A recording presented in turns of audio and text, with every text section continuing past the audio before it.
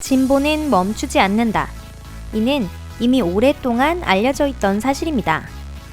미래는 급속히 우리들을 삼켜나가며 여러 새로운 것들이나 발견을 제시하고 있는데요.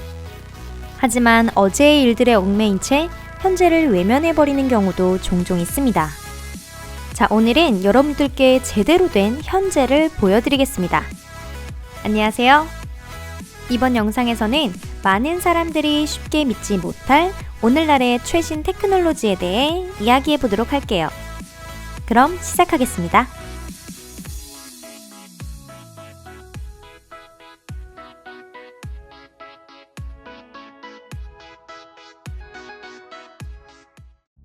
메탈 3D 프린터. 일반 3D 프린터는 이미 수십 년 전부터 존재해왔지만 기본적으로 애호가나 디자이너가 개인적인 모델을 만들기 위한 용도였습니다. 플라스틱 이외의 소재로는 모델을 만들기 어렵고 시간과 비용이 많이 들 수밖에 없었죠. 하지만 지금은 메탈 프린터도 비교적 저렴하고 쉬운 방법으로 부품을 만들 수 있게 되었습니다. 이 기술은 단기적 관점으로는 제조업체들이 교환용의 예비 부품 대량 스톡에서 해방될 수 있도록 했죠. 필요한 부품을 고객의 요청에 맞게 생산하기만 하면 되니까요. 보스턴의 마크 포지드라고 하는 회사는 이미 첫 번째 메탈 3D 프린터를 100만 달러에 발표했습니다. GE, 즉 제너럴 일렉트릭은 현재 항공기용 부품의 제조가 가능한 이 프린터의 테스트를 시행하고 있습니다. 판매 개시는 2018년 올해를 예정하고 있다고 하네요. 인공 배아. 영국의 연구진들은 생명이 어떻게 만들어지는가에 대한 생각을 바꿔가고 있습니다. 이들은 이전까지의 수정란 없이 줄기세포만으로 쥐의 배아를 배양하는 것에 성공했는데요. 이 배아가 진짜 쥐로 성장할 가능성은 없지만 이런 실험 자체에는 큰 가능성이 있습니다.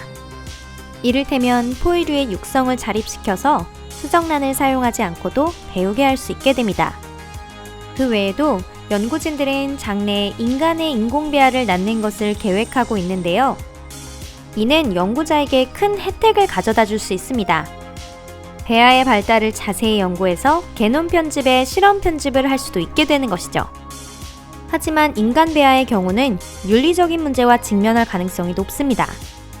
그 배아가 진짜와 같아진다면 어떻게 될까요?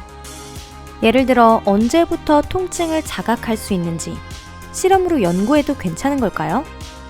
연구진은 과학의 새로운 발견에 앞서 이러한 문제들을 우선적으로 해결해야만 합니다. 스마트 시티. 똑똑한 도시를 만들고자 하는 많은 계획과 시도는 결국 부족한 기간 때문에 좌절되었고 지나친 고액 때문인지 효과가 없다고 알려져 있습니다. 구글을 소유하고 있는 알파벳 홀딩스는 새로운 시도를 통해 문제 해석의 접근 방법을 바꿨습니다. 캐나다 정부와 합동으로 진행하고 있는 프로그램의 틀로서 토론토 항만지구의 개선 작업을 진행했습니다. 이 지구에서는 최신 기술이 갖춰질 예정인데요. 프로젝트의 본질은 다양한 문제를 결정하는 방식에 있습니다. 거리의 디자인, 정치, 환경, 경제에 대한 결단을 위해 공기의 오염 레벨부터 소음, 사람의 생활 레벨까지 센서로 모은 수많은 데이터를 활용하게 됩니다. 그 외에도 프로젝트 중에서는 공공기관을 자동 운전장치로 제한화하는 계획이나 외부 기업이 자사 앱을 사용하는 것처럼 자사 서비스를 도입할 수 있는 오픈 소프트웨어에 대한 응용도 포함하고 있습니다. 뉴럴 네트워크 경쟁. 뉴럴 네트워크는 수백만 개의 영상을 식별할 수 있도록 학습할 수 있지만 자주적으로 영상을 고안해내는 것은 오랜 기간 동안 하지 못했습니다. 상상력이 부족한 거죠. 이를 해결한 이가 몬트리올 대학의 이안 구펠로우입니다. 그는 GAN, 생성적 적대 신경망을 만들었는데요. 이는 두 개의 뉴럴 네트워크로 이루어진 것으로 인간의 뇌 구조를 수학적으로 단순화시킨 모델인데 서로 숨바꼭질을 하도록 만들어져 있습니다. 처음은 양쪽 뉴럴 네트워크 모두 같은 데이터를 가르칩니다.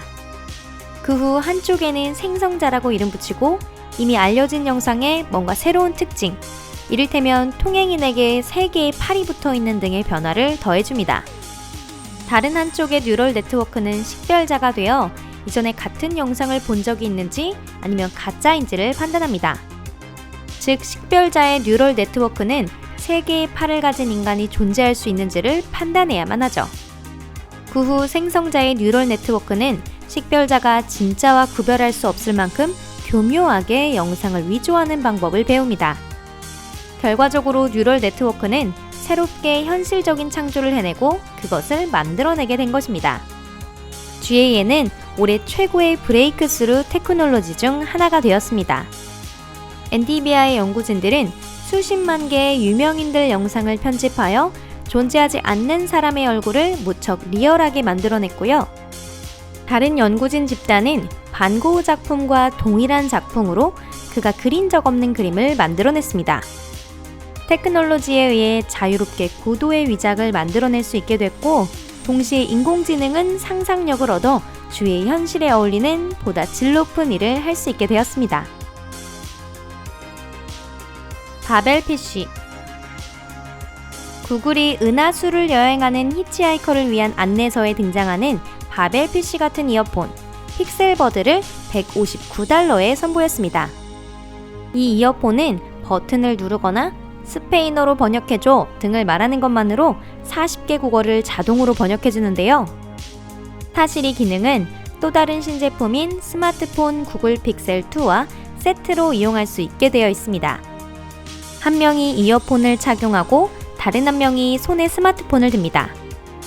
이어폰을 낀 사람이 모국어로 말하면 스마트폰이 스피커를 통해 자동으로 번역해주죠. 스마트폰을 가진 사람이 대답하면 이어폰에서 동시 번역이 이루어집니다. 하지만 이런 방법이라면 시끄러운 곳에서도 대화가 가능할지에 대한 의문이 생기는데요. 시스템이 여러 잡음 속에서 언어를 식별하기란 쉽지 않을 테니 말입니다. 방출 제로 화력발전소.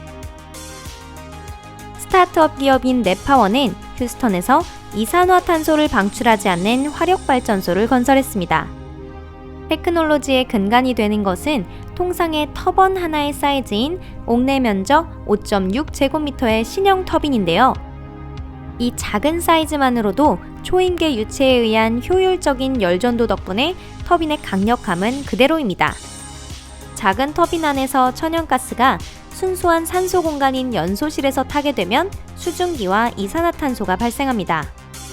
재생 가능 자원의 인기에도 불구하고 넷파워의 주장에 의하면 전기 자동차의 대량 교통량과 함께 전력 수요가 전례 없이 증가할 것이라고 하는데요.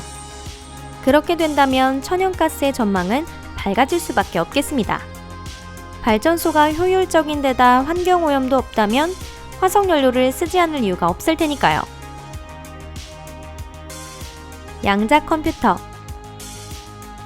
완전 무결한 양자 컴퓨터의 탄생을 가장 기다리고 있는 것은 아마도 화학자들 것입니다. 그들은 이미 그것을 사용해서 새로운 분자를 낳기를 기대하고 있는데요. 이 분자에 해당하는 것은 보다 효과적인 약품을 만들기 위한 새로운 단백질이나 배터리용의 새로운 전해질에 더해 태양광을 직접 액체 연료로 변형할 수 있는 화합물 등입니다. 보통의 컴퓨터에서는 그런 테크놀로지에 사용할 수 있는 충분한 연산 용량이 없지만 양자 컴퓨터가 나온다면 아마 이는 화학자들의 일상생활의 일부가 될 겁니다. 한편 스타트업 기업인 리게티 컴퓨팅은 양자 컴퓨터를 기계학습에도 이용할 수 있다는 사실을 증명했습니다. 동시에 이 기업은 자사의 양자 컴퓨터인 포레스트에 대한 액세스를 개통하고 있습니다. 포레스트는 클라우드상에서 19큐비트로 프로세서 연산이 가능하다고 하네요. 오늘은 여기까지입니다. 여러분 시청해주셔서 감사합니다. 우리들은 참 놀라운 세상에 살고 있는 것 같죠? 이미 오늘날 우리 눈앞에서 테크놀로지의 혁명적인 브레이크스루가 생겨났습니다. 공상으로 생각했던 것이 현실이 되는 것은 바로 오늘날의 일인 거죠. 미래의 테크놀로지에 대한 영상을 아직 보지 않으셨다면 꼭 봐주시길 바랄게요. 그럼 여기서 마무리하겠습니다. 진정한 재미는 이제부터예요. 그럼 다음 영상에서 만나요.